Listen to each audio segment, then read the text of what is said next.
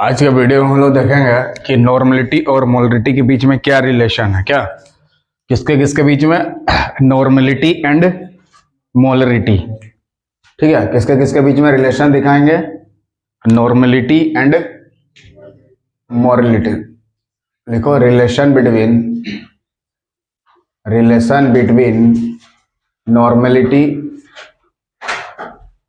Normality and molarity.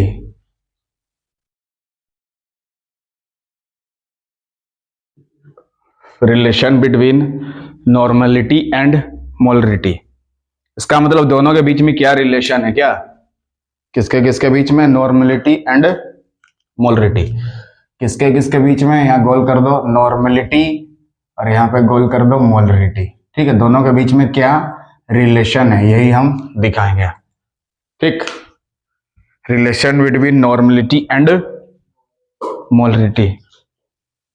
Relation between normality and molarity.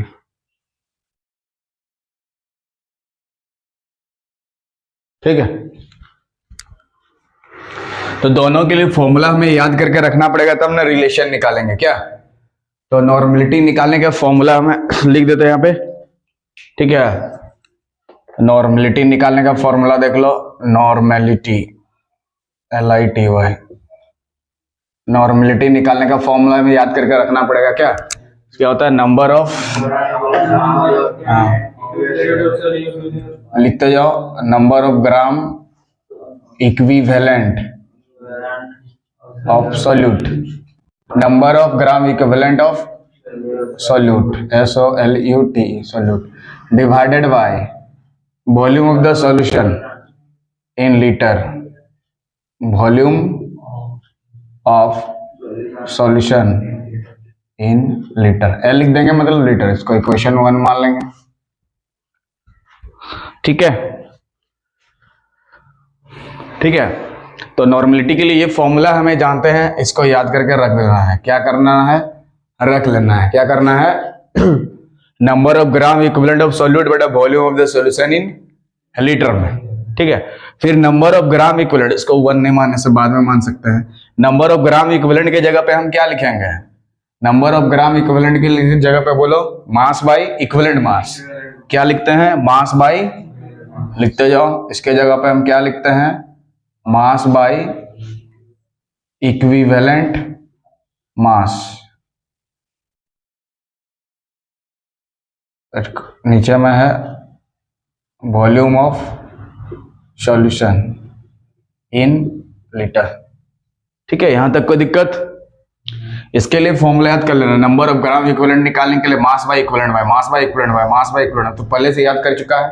ठीक है, अब इक्विवेलेंट मास निकालने का फॉर्मूला बोलो, मोलिकुलर मास या molar mass by x factor, जानते हैं ना?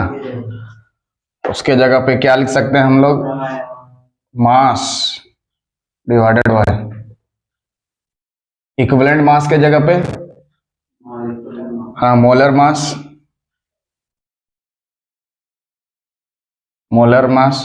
Bye x factor divided by volume of solution in litre. ठीक है,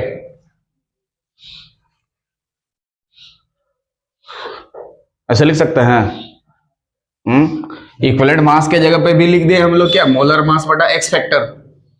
ये एक्स को बोलते हैं एक्स फैक्टर। इसको सॉल्व कर देंगे। सॉल्व कैसे करोगे बताओ? पर ये वाला मेन बटा हुआ, पहले इसको सॉल्व करेंगे। इसको जैसे 4 को भाग देना रहता है 2/3 से, तो ये 3 ऊपर के साथ क्या होता है? गुना होता है, यानी क्या हो जाएगा बोलो? मास इंटू एक्स फैक्टर, मास इंटू एक्स फैक्टर, मास इंटू एक्स फैक्टर। और यहाँ पे मोलर मास का गुना वॉल्यूम के साथ होगा। मोलर मास का गुना किसके साथ होगा? वॉल्यूम। वॉल्यूम किस में चाहिए था? लीटर में। यह नॉर्मलिटी के लिए एक रिलेशन लेके आ गया, नॉर्मलिटी NO RMALITY, नॉर्मलिटी के लिए एक रिलेशन लेके आ गए। ठीक, अब हम लोग मोलरिटी के जानते हैं कॉन्सेप्ट क्या होता है। अरे मोलरिटी के लिए क्या जानते हैं, हम लोग भी जानते हैं। यहां तक हो गया। इसको इक्वेशन 1 मान लेंगे। अभी इसको क्या मान लेंगे, इक्वेशन 1 मान लेंगे। ठीक, यहां तक लिखो। यहां पे क्या हो गया, मास इंटू एक्स फैक्टर। यहां पे क्या हो गया, मास इंटू एक्स फैक्टर, और यहाँ पे मोलर मास, और यहाँ पे volume of the solution in litre.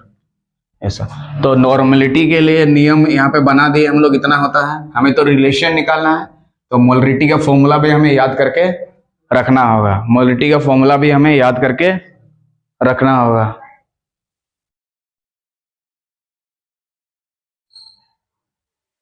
Equation 1 तक पहुंचो।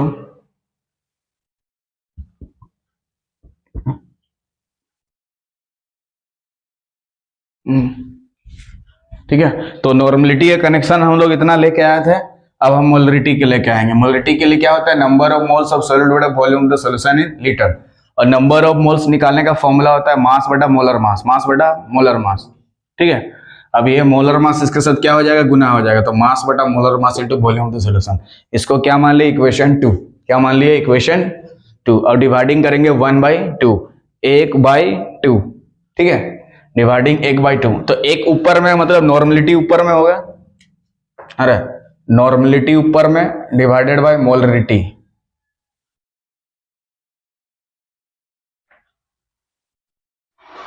ऊपर में नॉर्मलिटी डिवाइडेड बाय मोलरिटी, ऊपर में नॉर्मलिटी डिवाइडेड बाय मोलरिटी, ऊपर में नॉर्मलिटी डिवाइडेड बाय मोलरिटी। देखो ये वाला ऊपर जाएगा, वाला नीचे, इक्वल्स टू ये वाला ऊपर, ये वाला नीचे ना। तो ये वाला ऊपर मतलब क्या हो जाएगा, देख लो, mass into X factor divided by molar mass into volume of the solution litre. Molar मास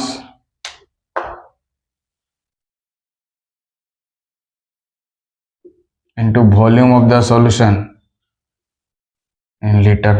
हो गया। अब भाग करेंगे इसको, मतलब नीचे वाला तो कहां जाएगा, ऊपर ना। Molar mass into volume of the solution बट्टा मास तो नीचे है ना, होगा। इससे इसको जब भाग देंगे तो ये वाला ऊपर में रहेगा, और भाग देंगे मतलब ये नीचे वाला कहां जाएगा, गुना होकर ऊपर में। नीचे वाला गुना होकर ऊपर में, और ऊपर वाला तो नीचे में आ गया। देखो यहाँ काटो, मास से मास खत्म, मोलर मास से मोलर मास खत्म, वॉल्यूम से वॉल्यूम खत्म। तो इधर बचा क्या, नॉर्मलिटी, इधर बचा मोलरिटी, इक्वल टू उधर क्या बचा, खाली एक्स फैक्टर। क्या बचा, एक्स फैक्टर। तो नॉर्मलिटी निकालेंगे तो क्या होगा, मोलरिटी इंटू एक्स फैक्टर। यही रिलेशन आ गया।